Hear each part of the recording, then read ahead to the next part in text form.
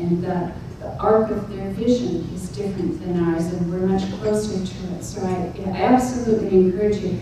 I don't have an important gathering in my office unless there's somebody at least under 30 and preferably under 25 empowered to make contributions in that meeting. Be sure that you are inclusive and expansive. I remember coming early on years ago to this area and somebody said, all the money goes to Menominee. It's really important in the vision that you consider how smaller communities will be serviced in Dunn County. Remember that blueprints have more than one perspective. If you're doing a house, there are lots of pages to that blueprint. And consider the different ways to walk around your vision and nurturing, and how important this is in nurturing the habit of engagement for people in Dunn County. What's happening here is you're going to be jacking up the cool factor for this so that you can hang on to your grads and attract new ones to flesh out their numbers. It's important then for you to be bold. This is a time to be bold.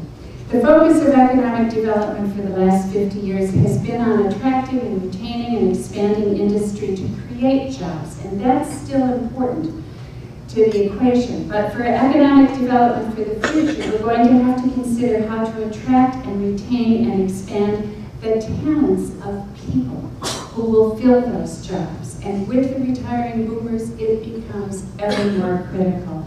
So the timing of what you're doing is amazing.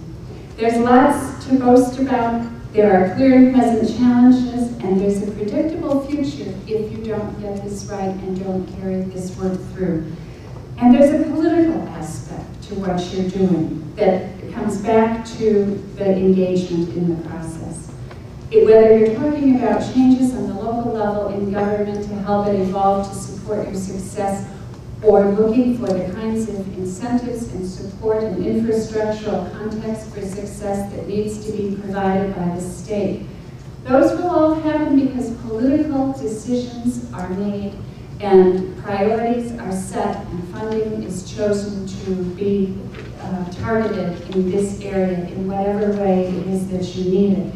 So political engagement and guiding the process. We're in the middle of a budget right now in the Capitol, and we need citizens to tell us what they need and to help us set those priorities. You can't just leave it to the people there and to the special interests who are just, I tell you, they are just teeming in the Capitol right now. And even things like, and we will be asking for a significant increase in the Arts Board budget, because we work with communities, like communities in Dunn County, to help them with their economic development through organizations and other areas. So all of these things, that kind of lobbying, is the work of what you have to do. So that's not setting the table for you. As I said, you have the wisdom, the collective wisdom in this room, and the enthusiasm that has been lit on fire with the notion of what a visioning en masse can do and where it can lead you for your children and your grandchildren. And I wish you every success, and thank you for letting me be part of your day.